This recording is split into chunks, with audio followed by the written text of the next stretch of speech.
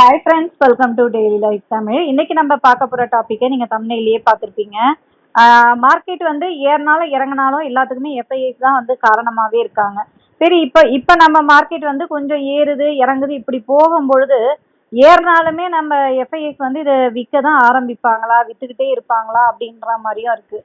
So என்னதான் நடக்குது அப்படின்றதான் பேச போகிறோம். அருள்ராஜன் சார் இருக்காங்க. வணக்கம் சார். வணக்கம் சார். எஃப்ஐஐஸ் வந்து நம்ம மார்க்கெட் ஏறினாலும் விற்க தான் செய்வாங்களா சார்? என்ன பண்றாங்க அவங்க?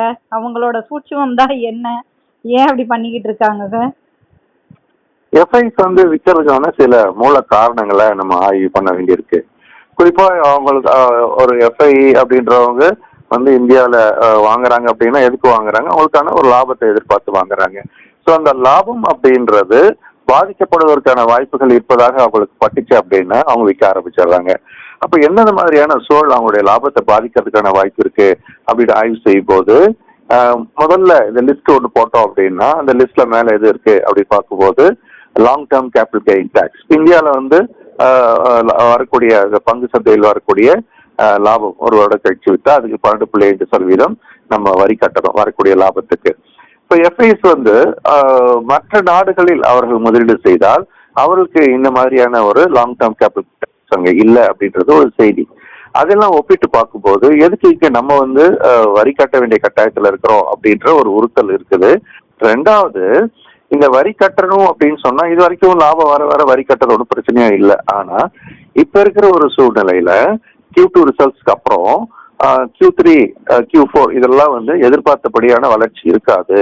அப்போ வரக்கூடிய அடுத்தடுத்த காலாண்டுகள் எதிர்பார்த்த அளவுக்கு லாபத்தை கொடுக்காது அப்படின்னு சொல்லும் போது அவர்களுக்கு வந்து போட்ட காசையை எடுக்கிறது பிரச்சனையா இருக்குமோ அப்படின்ற மாதிரியான ஒரு கேள்விக்குறி அவங்களுக்கு வர ஆரம்பிச்சிருக்கிற தகவல் வந்திருக்கு. அதனால லாபம் வராத இடத்துல கொஞ்சம் நஞ்சம் வந்துச்சுனாலும் அதுக்கும் நம்ம டாக்ஸ் கட்ட வேண்டி இருக்குமே. அதனால முடிஞ்ச வரைக்கும் மூட்டை கட்டுவோம் அப்படின்ற மாதிரி கூட ஒரு கோணத்துல இது பார்க்கப்படுகிறது. சரி, இது ஒரு பக்கம் உங்க லாபத்தை பாதிக்கிறதுக்கான ஒரு சூழலை பார்க்கலாம். இன்னொன்னு அப்படின்னு பார்க்கும்போது டாலருக்கு எதிரான ரூபாயின் மதிப்பு அப்படின்றது என்ன ஆயிடுச்சு, மடமடன்னு டாலர் ஸ்ட்ராங் ஆயிடுச்சு, ரூபாய் வீக் ஆயிடுச்சு. ஒரு டாலருக்கு எதிராக 81 82 ரூபாயில இருக்க ஒரு நிலையில இருந்து கொஞ்சம் படிப்படியா போய் இப்ப 88 ரூபாய் தொட்டதையும் நம்ம பார்க்கிறோம். ஆக அவங்களுக்கு வந்து அந்த டாலரை திருப்பி எடுக்கும்போது அதிகமான அளவு அவருக்கு நஷ்டத்தை கொடுக்கக்கூடிய ஒரு சூழல் இருக்கிறத நம்ம பார்க்கிறோம். அதாவது ஒரு டாலர் அவங்க திருப்பி எடுக்கணும்னா இந்திய பங்கு சந்தையில 88 ரூபா கொடுத்தாதான் ஒரு டாலர் அவங்க மாற்ற முடியும். அப்போ அவங்களை பொறுத்த வரைக்கும் அதிகமான ரூபாயை செலவு பண்ணி கொஞ்சமான டாலரை வெளியில் எடுக்க வேண்டிய கட்டாயத்தில் இருக்கிறாங்க. ஸோ அதுவும் வந்து என்ன யோசிக்கிறாங்க, போக போக இந்த டாலருக்கு எதிரான ரூபாயின் மதிப்பு வீழ்ச்சி அடைவது தொடருமோ அப்படின்னு இன்னொரு கேள்வி வந்துகிட்டே இருக்கு. அப்போ இது 87 88 அப்படின்றதுல இருந்து இப்போ 89 90 91 போக ஆரம்பிக்கும் போது அது மீண்டும் அவருக்கு ஒரு மிகப்பெரிய பாதிப்பை ஏற்படுத்தும். அப்போ டாலரோட மதிப்பு, டாலருக்கு எதிரான ரூபாயின் மதிப்பை எப்படி வலிமைப்படுத்த முடியும் அப்படின்னு சொன்னா உள்ளுக்குள்ள நிறைய டாலர் வரணும். உள்ளுக்குள்ள நிறைய டாலர் வரணும் அப்படின்னா எது வழியா தான் மெஜாரிட்டி வர முடியும்? எக்ஸ்போர்ட்டை வந்து ஊக்குவிக்கும் மூலமா தான். இந்தியாவில் வந்து வர வர இப்போ எக்ஸ்போர்ட்டுக்கும் இம்போர்ட்டுக்கும் அந்த இடைவெளி அதிகமாயிட்டே இருக்கு, ட்ரேட் டெபிசிட். அதாவது எக்ஸ்போர்ட்டுக்கான மதிப்பு குறைகிறது இம்போர்ட்டை கம்பேர் பண்ணும்போது அப்படின்னா அப்போ அந்த ட்ரேட் டெபிசிட் அதிகமாகிறதுனால அந்த டாலருக்கு எதிரான ரூபாய் மதிப்பை நம்ம வந்து வலிமைப்படுத்துவதற்கான வாய்ப்பு ரொம்ப குறைவா இருக்கு. எக்ஸ்போர்ட் அந்த அளவுக்கு பிக்கப் ஆகலை. அதனால இப்போ வந்து அவங்களுக்கு யோசிக்க ஆரம்பிக்கிறாங்க எஃப்ஐஸ். சரி, இது ஒன்றும் இப்போதைக்கு டாலரோட வேல்யூக்கு எதிராக ரூபாய் மதிப்பு இன்னும் வந்து வலிமை குறைவாக தான் செய்ய வாய்ப்பு இருக்கு. அதனால அதுவும் நம்ம லாபத்தை பாதிக்கும் வரக்கூடிய காலங்கள்ல அப்படின்னு யோசிக்க ஆரம்பிக்கிறாங்க. இது ஒரு பக்கம் இருக்கும்போது நாட்டினுடைய பொருளாதாரத்தை வந்து ஊக்குவிக்கணும் அப்படின்னு சொல்லும்போது அதுக்கான ஒரு முக்கியமான ஒரு விஷயம் என்ன அப்படின்னு பார்க்கும்போது வட்டி விதம் குறைத்தல். வட்டி விதம் குறைக்க தான் நாட்டில் வந்து வளர்ச்சி வந்து கூடுதலாக இருக்க முடியும். ஆனா ஏற்கனவே அமெரிக்காவுடைய ஃபெட் ரிசர்வ் அவங்க கணிசமான அளவு வட்டி விகிதம் குறைச்சாலும் கூட இந்தியாவில் அந்த அளவுக்கு வட்டி விகிதத்தை குறைக்கல. இப்போதைக்கு பாத்தீங்கன்னா ஒரு 0.25% என்ற அளவு தான் குறைச்சிருக்கிறாங்க.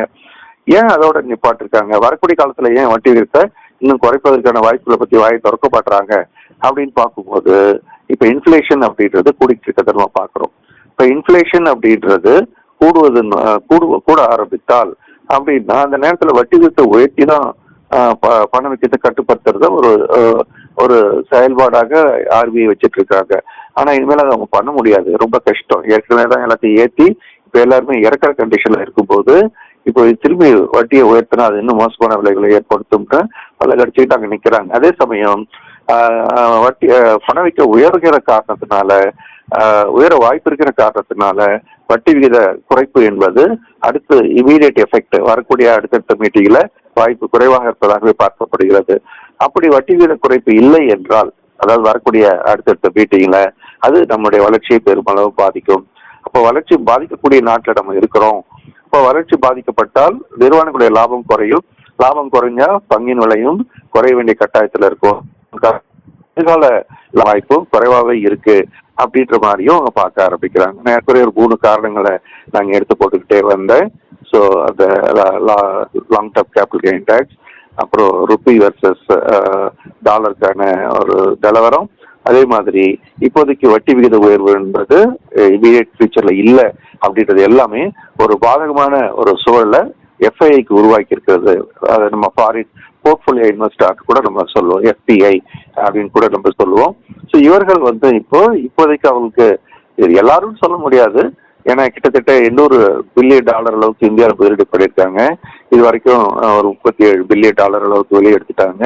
இப்போ எடுக்கிறவங்க எல்லாமே ஒரு அவங்களோட நோக்கம் நிறைவேறாதுன்ற பாயிண்ட் ஆஃப் எடுக்கிறாங்க. இன்னும் லாங் டர்ம் இன்வெஸ்டர்ஸ் இருக்கிறாங்கன்னு வச்சுக்கோங்களேன்.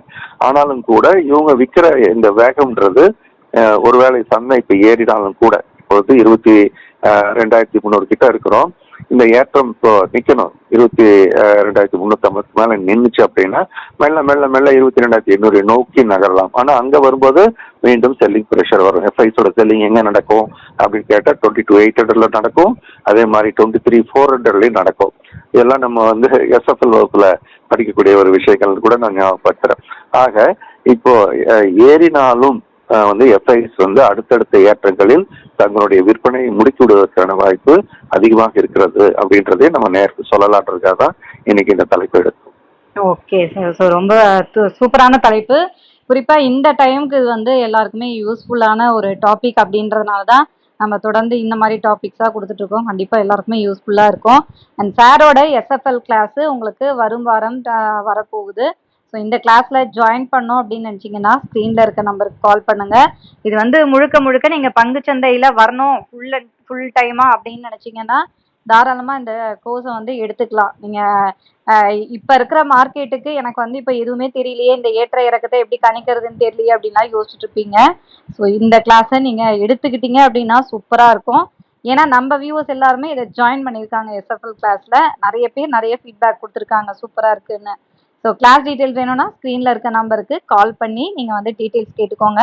இல்லைனா வாட்ஸ்அப் கூட நீங்கள் பண்ணிடலாம் டீட்டெயில்ஸ் வேணும்ன்ட்டு. நம்ம வியூவர்ஸ்க்கு வாட்ஸ்அப் பண்ணுறவங்களுக்கு கால் பண்ணுறவங்களுக்கு நிறைய ஆஃபர்ஸ்லாம் இருக்குது, யூஸ் பண்ணிக்கோங்க. Thank you sir. நன்றி, வணக்கம். ஓகே ஃப்ரெண்ட்ஸ், மறுபடியும் அடுத்த வீடியோவில் பார்க்கலாம்.